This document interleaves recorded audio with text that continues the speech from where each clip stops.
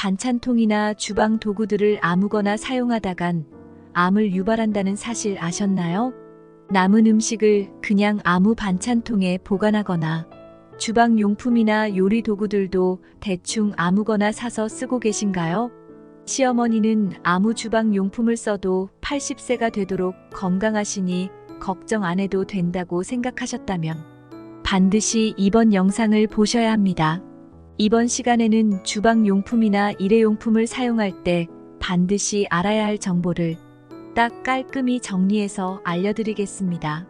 현재 주방에서 쓰고 계신 물품 중에 몇 개나 문제가 있는지 확인해 보시기 바랍니다. 첫 번째는 새로 산 용기입니다. 혹시 텀블러나 냄비를 처음 사고 세제나 물로 대충 씻으면 안 된다는 사실 아셨나요? 새 제품을 구매하고 손으로 만졌을 때 뭔가 까맣게 묻어나오는 경우가 있기 때문인데요. 바로 스테인리스의 광택을 내기 위해 사용되는 연마제입니다.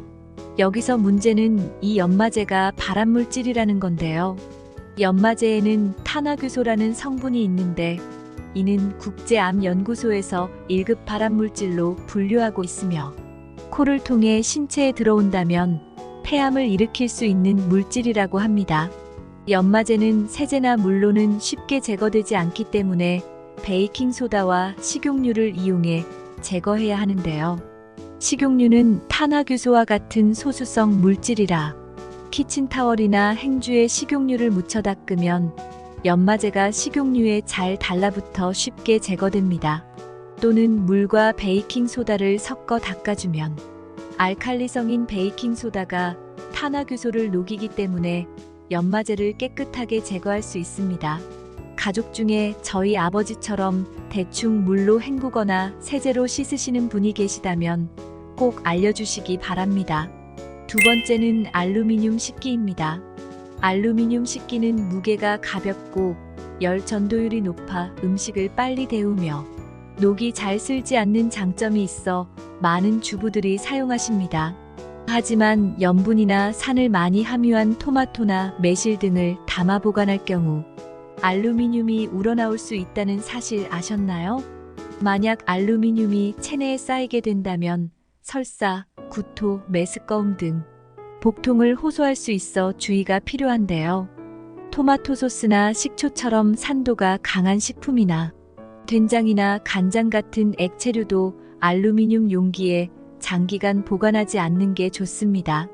알루미늄 식기류는 세척할 때 수세미를 쓰면 안 된다는 말 들어보셨나요? 금속 수세미는 뻣뻣하고 날카로워 표면의 산화 알루미늄 피막이 벗겨질 우려가 있기 때문에 부드러운 재질의 제품을 사용하는 것이 좋습니다. 또한 알루미늄 용기를 새로 구입하셨다면 표면의 산화 알루미늄 피막을 더욱 견고하게 만들기 위해 물을 넣고 30분 정도 끓여서 사용하는 게 좋다고 합니다. 집에 있는 알루미늄 식기류는 대부분 낡았을 가능성이 큰데 만약 색이 변하고 2년 이상 사용한 제품이라면 알루미늄이 더 많이 용출될 수 있기 때문에 과감히 새 것으로 교체해 주시기 바랍니다. 굳이 집에서 사용하는 알루미늄 냄비가 아니더라도 한강에서 끓여 먹는 라면 용기도 전부 알루미늄이니 반드시 가족들에게 알려주시기 바랍니다. 세 번째는 코팅 프라이팬입니다. 집에서 계란 후라이 자주 해서 드실 텐데 꼭 주의하셔야 하는 점이 있습니다. 코팅 프라이팬을 만들 때는 PFOA라는 성분이 들어가는데요. 쉽게 말해 발암 가능성이 높은 물질에 속하고 음식을 고온에서 조리하거나 프라이팬 코팅이 벗겨진 채로 사용하게 되면 더욱 많이 방출하게 됩니다. PFOA가 몸속에 들어오면 배출되기까지 수십 년이 걸린다고 하며 대부분 체내 장기에 쌓인다고 하는데요. 신장이나 간, 혈액 등에 쌓여 독성 물질을 만들어낸다고 합니다. 때문에 코팅된 프라이팬보다는 내구성이 좋고 발암 물질이 없는 스테인리스 제품을 사용하거나 PFOA가 들어가지 않은 PFOA 프리 프라이팬을 사용하는 것이 좋습니다. 식약처에서는 코팅 프라이팬을 안전하게 사용하는 방법을 권고했는데요. 새 코팅 프라이팬을 구매 후 물과 식초를 1:1로 부어 10분 정도 끓이고 팬을 달군 뒤 식용유를 10개 발라 기름 코팅을 하면 장기간 사용할 수 있다고 합니다. 또한 염분이 많은 음식을 프라이팬에 오랫동안 가열하면 코팅을 악화시키기 때문에 요리 직후에는 다른 용기에 옮겨 담는 것을 추천합니다. 코팅이 이미 벗겨진 프라이팬이라면 아까워하지 말고 과감히 버리는 것을 추천드립니다. 네 번째는 쿠킹 호일입니다. 고구마나 감자를 호일에 감싸 구워 드시거나 고깃집에서 불판 위에 호일을 올려 구워서 드셔본 적 있으시죠? 이 부분에 대해서는 특이하게도 아무런 경각심이 없으신 분들이 많으신데요. 유럽식품안전청은 건강에 위협을 주지 않는 알루미늄 섭취량은 일주일 동안 체중 1kg당 1mg으로 규정했습니다. 체중 60kg 성인의 경우 일일 섭취량은 8.6mg 정도인데요. 식품안전청 연구팀은 아스파라거스를 호일에 싸서 오븐에 넣고 수치를 측정하는 실험을 했는데 결과는 충격적이었습니다. 측정 결과 1kg의 아스파라거스에 알루미늄이 23mg까지 검출되었습니다. 앞서 알려드린 60kg 성인이 일주일간 먹어도 되는 허용치를 4배가량 초과한 것인데요. 쉽게 말해 쿠킹 호일로 감싸 먹는 고구마나 고깃집에서 호일 위에 고기를 구워 먹는 것은 독을 먹는 것과 마찬가지인 셈입니다. 식품의약품안전처에 의하면 열에 의해 녹아나온 알루미늄이 체내에 흡수될 경우 대부분 체외로 배출되지만 완전히 100% 깔끔히 배출되지 않고 쌓인다고 하는데요. 점차 몸에 쌓이게 된 알루미늄은 알츠하이머, 치매, 파킨슨병의 원인이 된다고 합니다.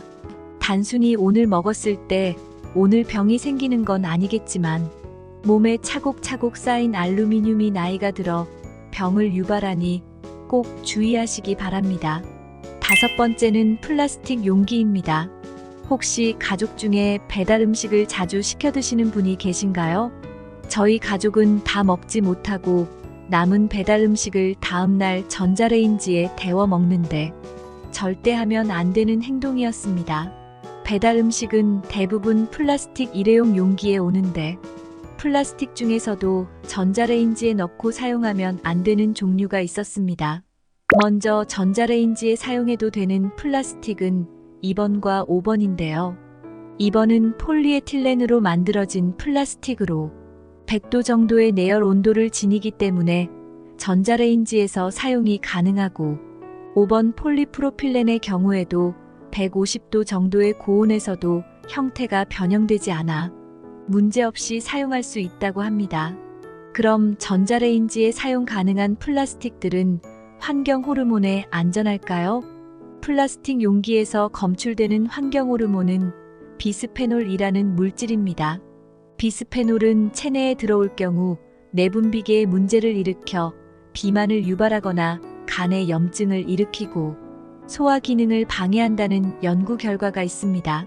하지만 방금 말씀드린 2번과 5번 플라스틱의 경우 비스페놀이 들어있지 않고 환경 호르몬 또한 검출되지 않아 안심하고 전자레인지에 사용이 가능하다고 합니다. 간혹 편의점에서 판매하는 도시락을 전자레인지에 돌리는 게 건강에 안 좋다고 생각하는 분들이 계신데 사실상 인체에 무해하다고 합니다.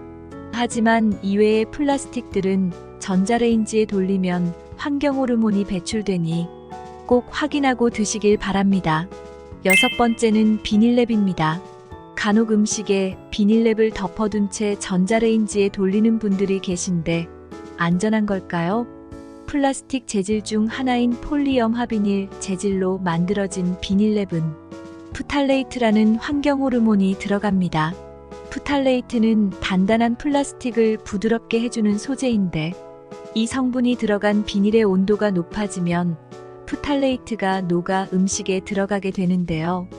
그 음식을 드신다면 소화기관 장애, 생식기능 장애, 암 등을 유발한다고 알려져 있습니다. 하지만 최근 시중에서 판매하는 가정용 랩은 프탈레이트가 검출되지 않는 재질로 만들어진다고 하는데요. 여전히 프탈레이트가 들어간 랩이 상대적으로 접착력이 우수하기 때문에 아직 가정이나 업소에서 사용되고 있다고 합니다.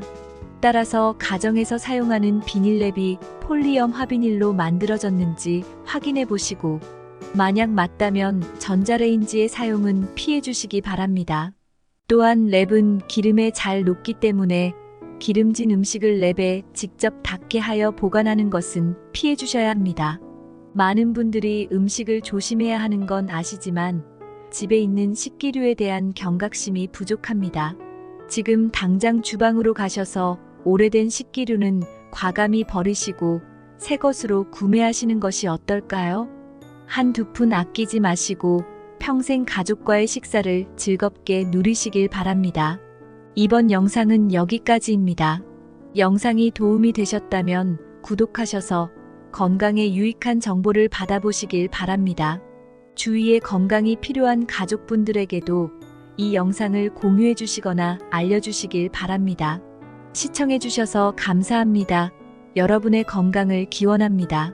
지금까지 건강 선생님이었습니다.